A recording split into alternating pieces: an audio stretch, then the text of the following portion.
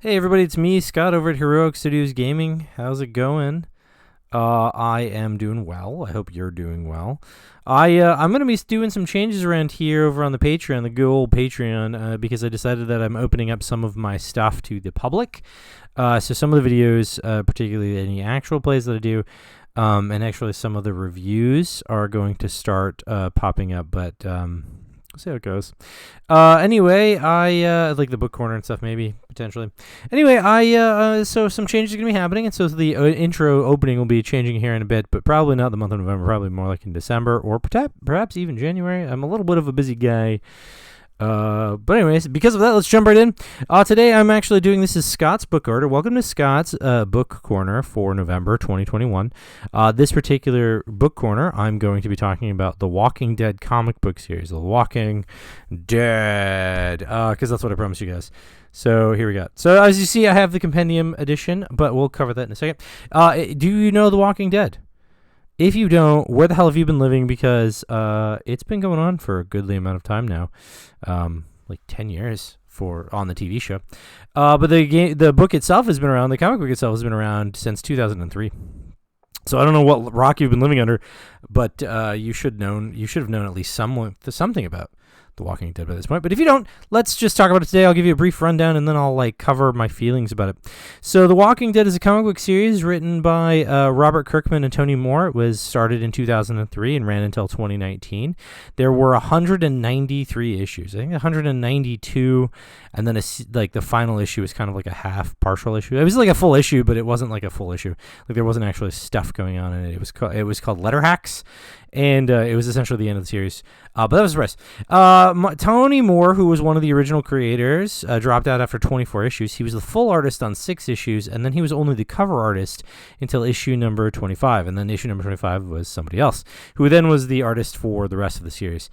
But it was this comic book series was originally pitched to Image Comics, who is the publisher of it. It was originally pitched by Robert Kirkman and Tony Moore as a follow-up to Night of the Living Dead.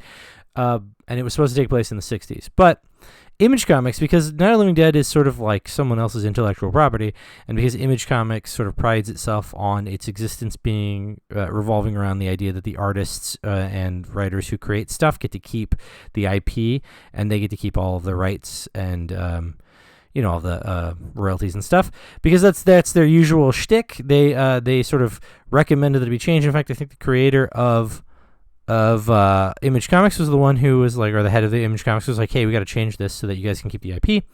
And so they decided to go back and rework it, and sort of, because they didn't want them to be paying royalties to the Romero family and whatever all. And I think Romero was actually still alive at the time. George C. Romero, whichever one, George A. Romero, whichever one is the one that was the original George Romero. He was still alive, I think, at the time, and they didn't want him to pay royalties. So anyway, they revised the pitch, and it was basically just future time, and it was going to follow this guy, this cop that had been sort of in a coma, and it got canned, it got rejected. Image Comics was you got to go back and change it, and then they were like, nah, this is too boring, too lame. So then Kirkman went ahead and he changed it up real fast, and he was like, oh, but the alien virus the zombie virus comes from aliens, and so there's going to be that. And so because there was this twist where there was going to be aliens involved, Image Comics went ahead and greenlit it. But as soon as they started writing, they just dropped that. They were like, that was just to get it greenlit. We have no intention of actually doing it. And I'll talk more about that in a minute, because they harken back to that at some point. But so they didn't have any intention of actually using aliens as being the source of the virus, but they went ahead and, because they got approval, they went ahead and started making the comic.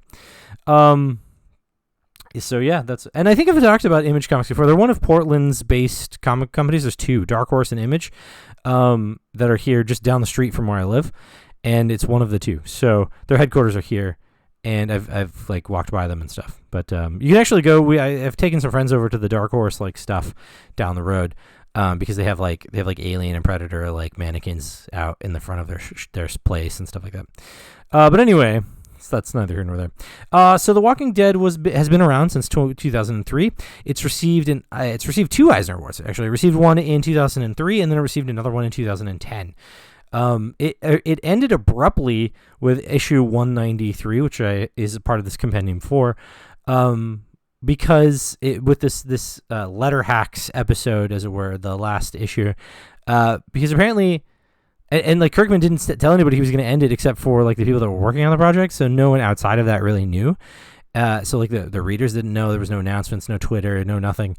But he didn't really even give a reason. He just kind of ended it. Later, when sort of pushed into like explaining why he ended it the way that he did, he explained that he had originally planned for 300 issues, which 193 is not 300. He had originally planned for 300, but when he got to a certain point, he got to the Commonwealth, he had realized that he'd gotten there, and that was in issue like 150 or something like that. He had gotten there too quickly, and so he realized that he didn't have a whole lot of material left, and he managed to stretch out the material for another 43 issues, but he had nothing really left to continue with. Like his story, in his mind, was sort of over. And that was the end of it. So he was originally planning on having the characters get to the Commonwealth in issue 200, which is obviously past 193, and then the remaining 100 was just like the falling arc, right, of the story. Like that was sort of like the point, and then there was like the climax and falling action, right, was his plan. But he got there way too quickly. So he got there about 50 issues early, and then he didn't really know. He couldn't really stretch it out after that because there were certain avenues of story that had already been sort of walked away, like they tied up that end, or it wasn't an issue anymore because of changes that they made along the way. So he just shut it down, just stopped going with it, and that was in 2019. So well into the TV show, well into the other stuff that was out there, and he just kind of sort of ended it. But anyway, the comics here. So that was the full. So 193 is the total number of issues, and so it's broken into 32 trade paperbacks. So 32 of them, like trade paperback issues that you find out there. But that was collected into 8 omnibus editions, which they're not really omnibus if they're like 8 of them, right? And they also came out in weirder stacks. And then there are 4 compendium editions, which in my opinion is what an omnibus is, right? Like if you have like 4 books of like 300 pages or so or more, then that's how you broke it down. So they broke down into 4 compendiums, and I obviously have the compendium editions, as you can see. I have all 4, and I once I finish the 4th one, I'm going to go ahead and like probably sell them on the interwebs because they are hefty tomes. They're all that size. And it's not like I don't like them. I do. I'm probably not going to read them over again. Not because I don't like the story. Again, I do. But I don't feel like I'm going to be carrying around these hefty tomes. I have trouble carrying around now to read them. That's why I haven't finished them already. But I am on the 4th one. I'm working through that. That's why right here next to me on my desk. I have been working through that one. So I don't think I'm going to read them again, so I'll probably end up selling them to somebody who might be interested in reading the story themselves. But these compendiums and these trade paperbacks and these omnibuses are not the only productions of the Comic Book. In fact, there are actually 9 special trade paperbacks. In fact, I have one of them right here. Let's see if I can pull it out without like making it real awkward in the video, because there's another book that's leaning against it. It's Here's Negan, right? I've got one of those. A lot of them are hardcover. Not all of them are hardcover, but a lot of them are hardcover. But I have some, I have that one. I don't have the other ones, but there are 9 of them. They are one that's about Michonne, one that's about the governor, one that was just part of Free Comic Book Day, and it's just like special issue and just got a bunch of like random snippets from the series prior to and past the release of that issue. So like future snippets. Then it's got there's a Morgan book, there's a Tyrese book, there's one called The Alien, which isn't about aliens. That's not the alien bit that I was going to mention before. Where it follows a character in Spain. Then here's Negan, which is what I just showed you there, and then Negan Lives, which follows so this is the prequel story to the Negan bit, and then Here's Negan follows Negan after some bits of stuff that happened in the actual series, and then Rick Grimes 2000. And Rick Grimes 2000 is actually the virus thing I wanted to talk about, the alien bit. Rick Grimes 2000 actually came out this year, and it was a joke book. So Robert Kirkman wanted to have a little fun with the whole thing because people found out about the whole alien pitch business. And he decided to have fun with it, and he wrote a bit of story, and they made it into a comic where Rick Grimes is knocked unconscious during some stuff in the main story and has this like dream. And the dream is that like that he finds out that the zombie virus, is from aliens, and it's like that angle. It's kind of a joke. It's like it's supposed to be nonsensical and funny, but that's a deal. But the one thing to note is that currently, typically you'll find that the stories are black and white. That's what's happening. The book is entirely in black and white. And until they made an announcement in 2020, so last year-ish, they made an announcement that they were going to re-release the comics individually, not the trade paperbacks, individual issues of the comic in color. And so it was just sort of image banking on the still standing popularity of The Walking Dead to be able to re-release the comic books. And so they re-release them in color, and they're calling them the deluxe editions. I don't know how many are out. I think it's only been a couple. I don't think it's been a lot because it's only been it was now last year, but I don't think the first one came out until like late last year or like early this year. So I think they only have a few of them that they've re-released in color, maybe 4 or 5 or something, perhaps potentially up to 10. I don't know, but they're going to be at it for a while because they are going to release them like if they wanted to release them monthly, which was like the typical way that you do comic books, then that's 193 months. So that's a long time for them to be releasing the comic book. But anyway, so they're typically in black and white until 10 years from now when they'll all be in color, and so there's a reason for that. It wasn't because they didn't want to print them in color or the artists worked in black and white. There were actually 2 reasons. The first one is because of that whole Night of the Living Dead thing that they originally had planned. The comic book is in black and white because Night of the Living Dead, the original Night of the Living Dead, is black and white, right? So they wanted to continue that feel by keeping it in black and white so that you felt like you were continuing the Night of the Living Dead series.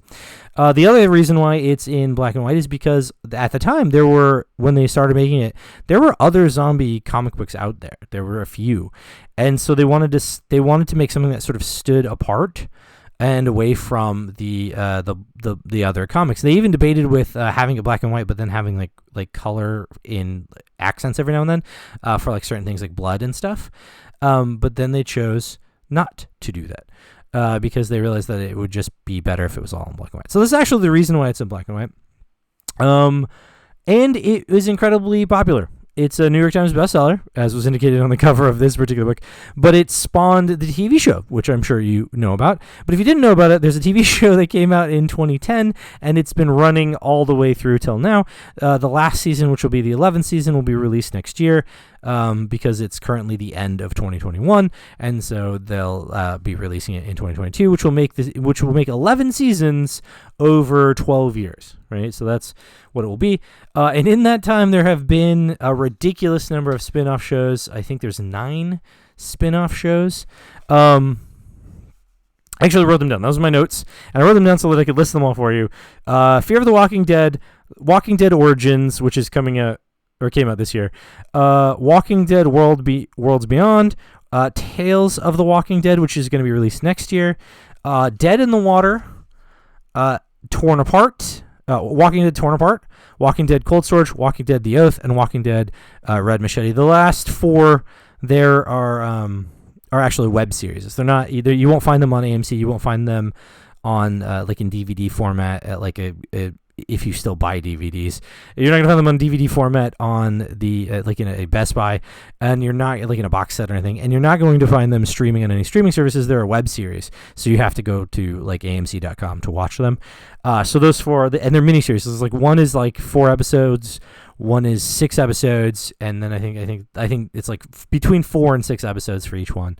And that's the way that they go. So there have been that many spin-offs. And they also announced that there's going to be a Carol Daryl spin-off show, but because they didn't have a name for it, I didn't really want to say that was a spin-off because like they don't have a name for it yet, and they also don't know when it's going to be coming out, 22, maybe 23. So they aren't sure. So I was like, well, that's a future potential production rather than like an actual spin-off. But they've already started filming like what was it? The Tales of the Walking Dead. They already started filming that, so that one counts. But anyway, there's also video games. There was the Telltale Games did Walking Dead seasons 1 through 4.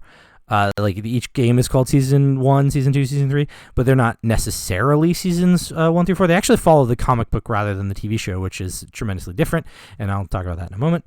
And then they made Walking Dead Michonne, and then other people started making Walking Dead games and got approval for that. So there's Walking Dead Seasons 1 through 4, Walking Dead... The Walking Dead Michonne, The Walking Dead Survival Instinct, The Walking Dead Road to Survival, Walking Dead No Man's Land, Walking Dead Our World, which is like a AR game for your phone, where you like go around killing zombies that are just around you and stuff. There's Overkill's The Walking Dead, which is a different company than Telltales. Telltales. Anyway, they made their own game. Then there was The Walking Dead Saints and Sinners, which is an AR or a virtual reality game. There's Walking Dead Assault, there's Walking Dead Left Behind, and Walking Dead Social Game. Both of those are Facebook games, or meta games now. Those are played like only on Facebook, and they're kind of dumb. And then Fear the Walking Dead Dead Run.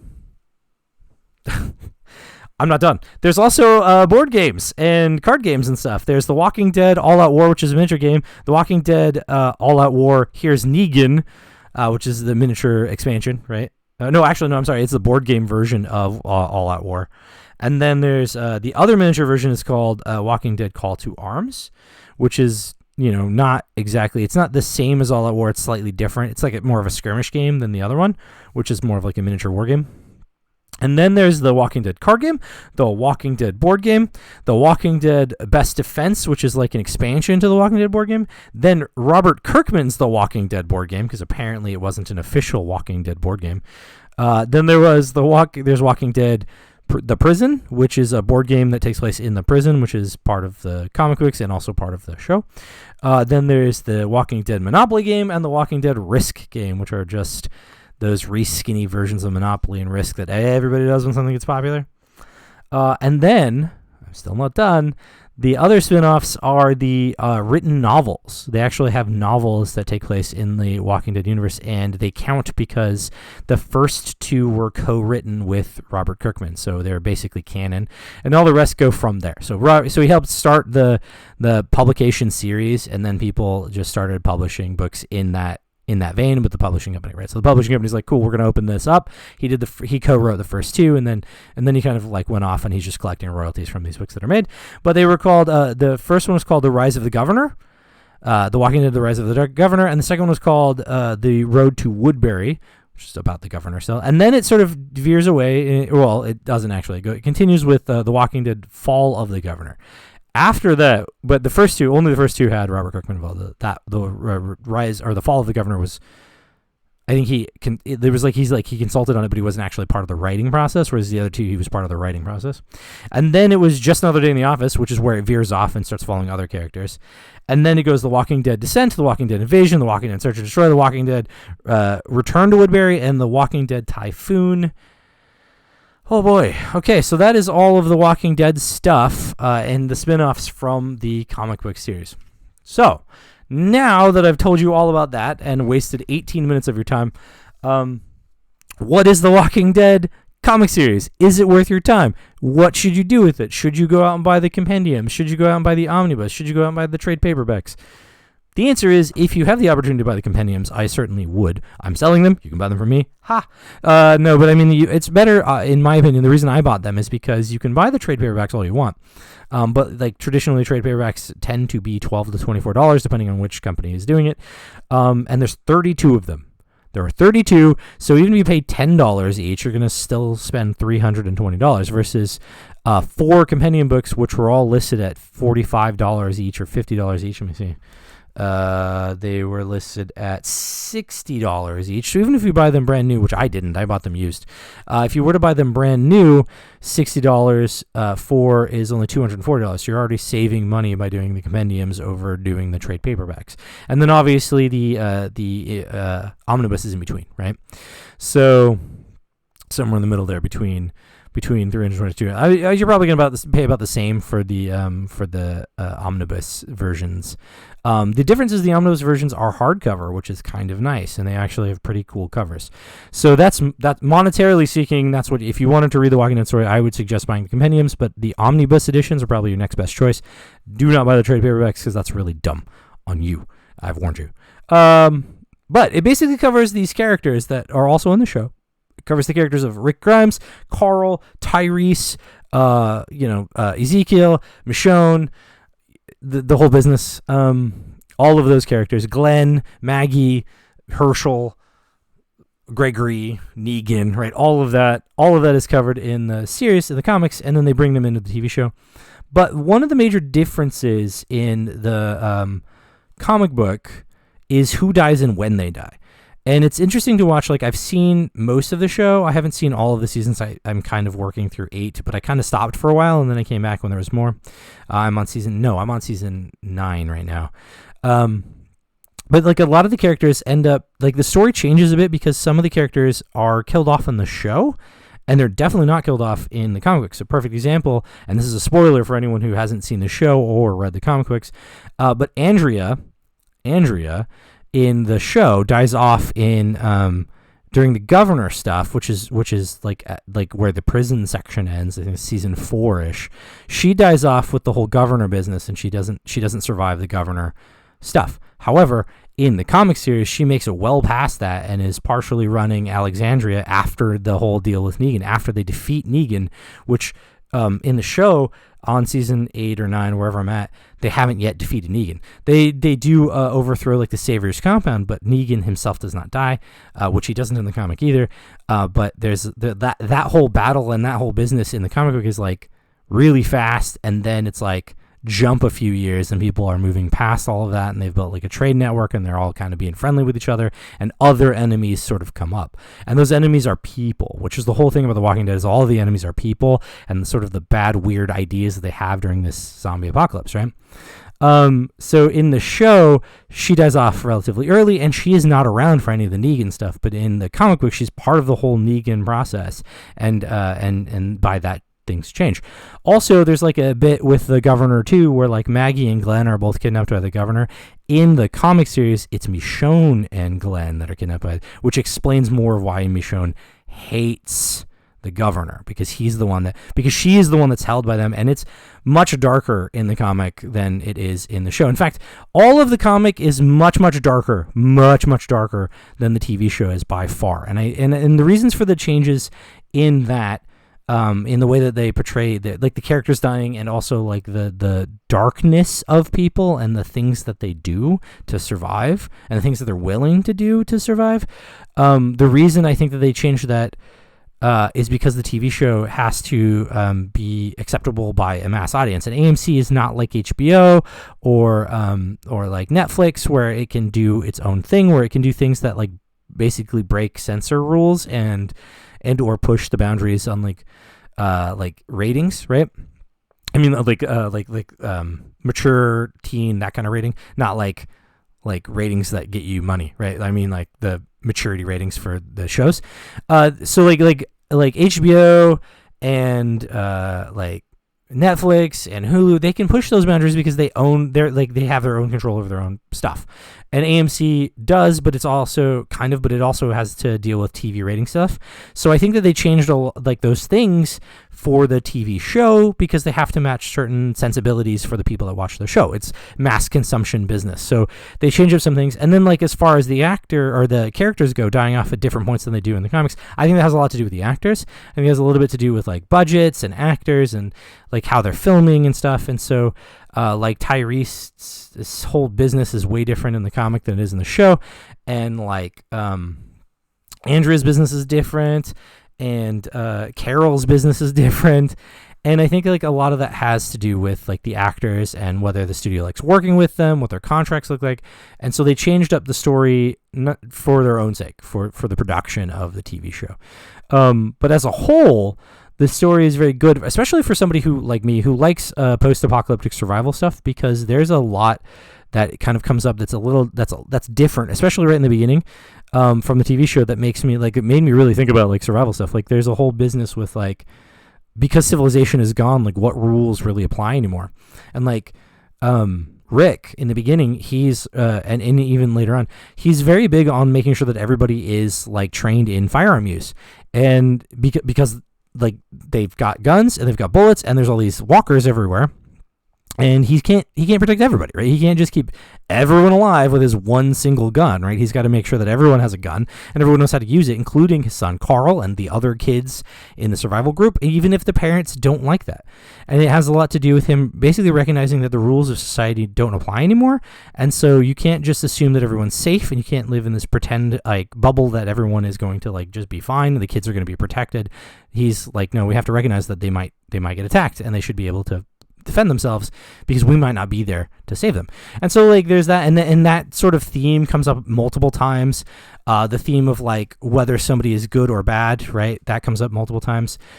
Forgiveness, what society would look like if people were no longer, like if there was no longer a government to keep people in jail. What do prisoners in jail do with themselves when they're free to go? Do they stay inside? Do they leave? And what do they get up to if they're free and there's no one to like stop them from doing whatever they want?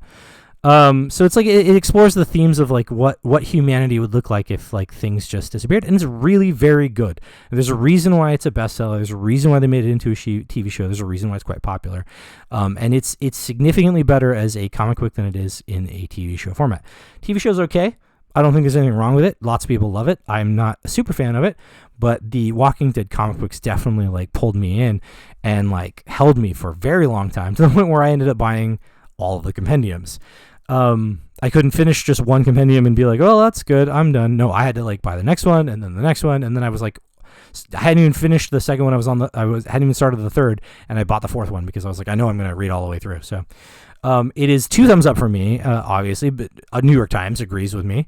But yeah, I would recommend going out and at least picking up just like the first issue, just to see like if you've seen the show, see the differences like automatically, because right in the beginning there's some differences. Like this, the way the show opens and the way that the comic opens are similar, and then there's this like fantastic veer away. And so you can easily tell that you're reading something that isn't the plot of the TV show doesn't help you understand what's going on in the comic book, and vice versa. So that's it for me. This is a super long video, but it's because I like The Walking Dead and I had a lot to talk about, because whenever I do some research to make notes, I tend to make these videos a little bit longer, just because I understand more about what's going on. So that's it for me, guys. I'll talk to you later. I'll see you on the flip side. If you're watching this on YouTube, you can subscribe to this YouTube channel, all that business. I'm not going to do that. I'm not that guy. But I also have Patreon, which is where some of these people are seeing this. So you should check that out. It's just patreon.com/Scott Uhls, SCOTTUHLS. That's me. And that's it. So I'll see you guys later. I hope that you have some great experiences in the future and I get to hear about them. Goodbye.